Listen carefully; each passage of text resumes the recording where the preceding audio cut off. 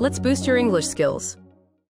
Hello, everyone. Welcome back to the Boost English podcast. I'm Olivia, your host, and I'm so happy you decided to join us again today.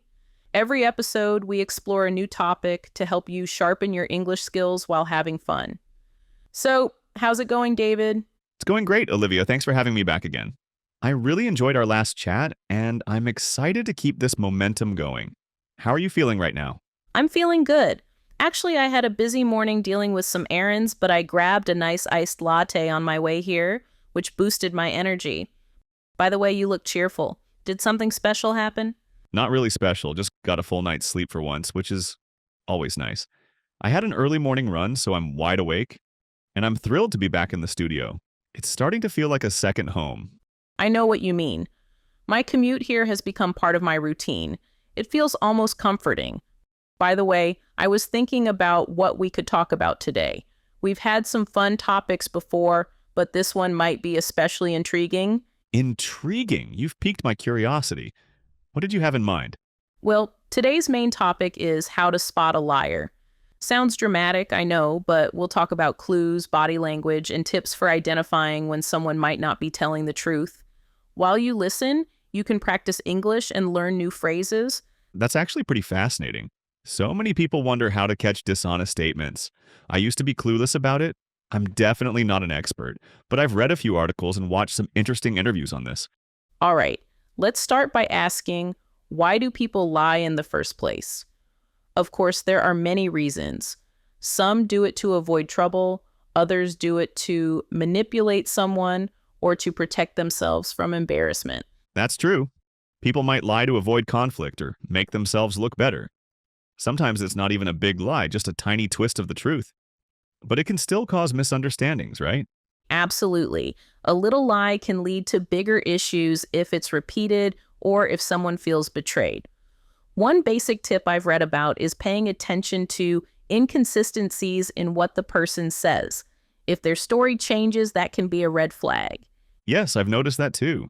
If a friend keeps tweaking details about a weekend trip or a past event, you start to suspect something might be off. That's one cue. Contradictory statements. But I guess we should mention body language as well. Right. Body language is huge. Many experts talk about things like avoiding eye contact, fidgeting, or touching the face frequently. But we also have to remember some people just get nervous easily, even if they're telling the truth. It's a tricky balance. Exactly. Some folks sweat or get jumpy when they're simply anxious, not necessarily lying. So, context is important. Another sign I've heard about is excessive detail, like when someone piles on too many specifics. That might mean they rehearsed a story. Yes, over-elaborating can be a signal. Also, watch for micro-expressions, those tiny facial movements that slip out before someone can control them. If someone's words say, "I'm happy," but you see a quick flash of discomfort, there might be more under the surface. Micro-expressions are fascinating. There's that flicker of emotion that vanishes in a split second. Most of the time we miss it unless we train ourselves to look for it. Also pay attention to the tone of voice. If it suddenly changes pitch, that can indicate stress. And let's not forget the context. If someone has a strong motive to lie, like they're in trouble or they want some advantage, you should be extra cautious. But I also think it's important not to jump to conclusions too quickly. Totally. You might accuse someone of lying when they're just nervous or confused. That can be embarrassing for everyone. It's better to use these signs as hints, not absolute proof, because sometimes we misread signals. Yes, exactly. Also, some people are really skilled at deception. They know how to appear calm, maintain eye contact, and control their gestures. So you might never guess they're lying just from traditional tells. Those super liars scare me. But in normal daily life, we usually deal with simpler situations, like coworkers giving shaky excuses or a friend fibbing about their weekend. We can still spot small giveaways if we pay attention. Indeed. Another strategy is to ask unexpected follow-up questions. If someone invented a story, they might struggle when you get into details they didn't prepare for. That can reveal discrepancies. Yes, that can be effective, but you have to ask in a casual, non-accusatory way.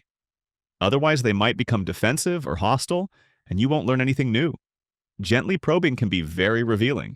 Exactly. And once again, it's not foolproof. We're just talking about common patterns. People are complex, and there's no universal method that always works. That's why building trust and open communication is so important. Right? And if it's someone you're close to, you might sense something off, just from intuition.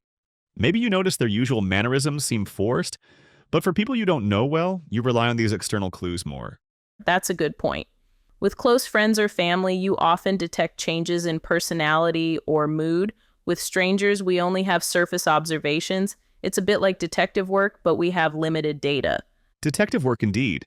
We don't want to turn into paranoid investigators, though. Sometimes we just have to trust and hope people are honest. But if something seems very suspicious, these techniques help us evaluate the situation. Right. There's a balance between healthy skepticism and an open mind. If you're always suspicious, it can hurt relationships. But being too gullible isn't good either. It's about finding that middle ground. I agree. So, do you have any personal anecdotes? Maybe a time you realized someone was lying and used these cues to figure it out? I do, actually. Once a coworker kept offering inconsistent reasons for being late. First, it was a broken alarm clock, then traffic, then a sick pet. They'd pile on odd details. Over time, it became clear they were just oversleeping. Nothing dramatic, but it taught me to notice patterns. That's a perfect example. It's often about observing over time, rather than jumping to conclusions after one conversation. People can slip up if they can't keep track of their own fabrications. True, and it's also about empathy. Some lies come from insecurity. Others are meant to avoid confrontation. Not every lie is evil, but it's still a lie, and repeated dishonesty erodes trust. Yes, lying can damage relationships. But before we get too serious, let me share a silly example. I had a buddy in college who claimed he was related to a famous rock star. It turned out he just wanted to look cool. Eventually, he forgot the details he'd invented and got caught. That's quite the story. I guess that taught you how to be more cautious about believing grand claims. So, sometimes a story is too good to be true, and that can be a sign as well. For sure. If something sounds ridiculously unbelievable, maybe it is. Though sometimes reality can be strange, you can at least ask follow-up questions to see how they respond. Exactly. Well, hopefully our listeners are getting a sense of how to spot potential lies and, at the same time, practicing English by hearing us talk about it. There's a lot more to cover, but these basics give a good starting point. I think so. Now, I know we wanted to set aside some time to discuss difficult vocabulary and expressions we used. This is the Boost English podcast, after all. Want to dive into that? Sure. Let's spend a few minutes clarifying some terms and phrases we mentioned, especially ones that might be tricky for learners. Where do you want to start? How about inconsistency? We use that word a few times. Can you break it down simply? Inconsistency means something doesn't match or stay the same. For example, if someone says they had dinner at 7 p.m., then later says it was 9 p.m., that's an inconsistency in their story. Right. And we also talked about micro expressions. That refers to those very small, quick facial movements that can reveal a person's true feelings, even if they're trying to hide them.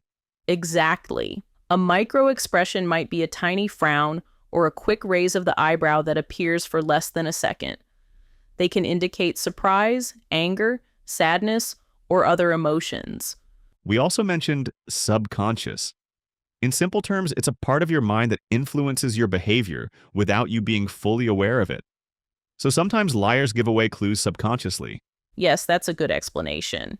Another word that popped up was discrepancy.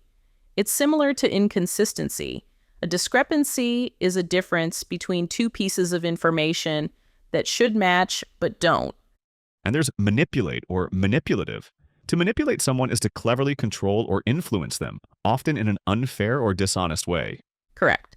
We also said anecdote, which means a short story or personal example that illustrates a point. Like when David shared that story about his friend pretending to have a famous relative. Yes, that was my silly anecdote. We mentioned intuition as well. Intuition is that gut feeling or instinct you have, even if you don't have a logical reason for it. Good one. Another word was physiological, as in changes in the body. This refers to physical reactions, like sweating, trembling, changes in heartbeat, that can happen when someone feels stressed. Exactly. And context is an important word too. Context means the situation or background that helps us understand why something happens. Without context, it's easy to misinterpret signs. So, to put it all together, if we notice inconsistencies or discrepancies in someone's story, combined with suspicious body language or micro expressions, we might suspect they're lying. But we also consider context and trust our intuition. That sums it up well. Vocabulary can really help in making sense of these concepts, and these terms come up a lot if you read about detecting lies or watch interviews on the subject. Definitely. With these words in mind, our listeners can better understand articles or books discussing this topic. Plus, they can use them in everyday conversations, though hopefully not too often. Right, we don't want everyone becoming paranoid, analyzing every sentence from their friends. But it's good to have the knowledge, and we've now clarified some key phrases. Absolutely. Knowledge is power, but use it wisely. Are there any other words or phrases you think we should clarify before we wrap up? Maybe we can quickly define fabrications. It just means lies or made-up stories. We used it briefly, so I want to be sure that's clear. Yes, fabrication is basically a false statement. Thanks for pointing that out. Now, I think we've covered quite a few terms, so let's start winding down. Good idea. I think we've given our listeners a nice vocabulary boost, plus some practical tips for spotting dishonesty. This was a fun topic, though a bit serious at times. True, but it's important stuff. Thanks again, David, for sharing your thoughts and experiences. And thanks to all of you for listening and learning with us. We appreciate each and every one of you. We sure do. I always enjoy hanging out here and having these conversations. It's a blast, and I hope people out there are finding it helpful for their English practice. We'll wrap up now, but remember, if you found this useful, feel free to revisit certain parts to reinforce the vocabulary. Practice makes perfect. And we'll be back soon with another topic to boost your English skills. Can't wait for the next one. Until then, everybody, keep practicing, stay curious, and we'll catch you next time on the Boost English Podcast. Yes, stay curious indeed. Thank you so much for tuning in today. I'm Olivia, here with David, signing off. We'll see you next time. Take care, everyone.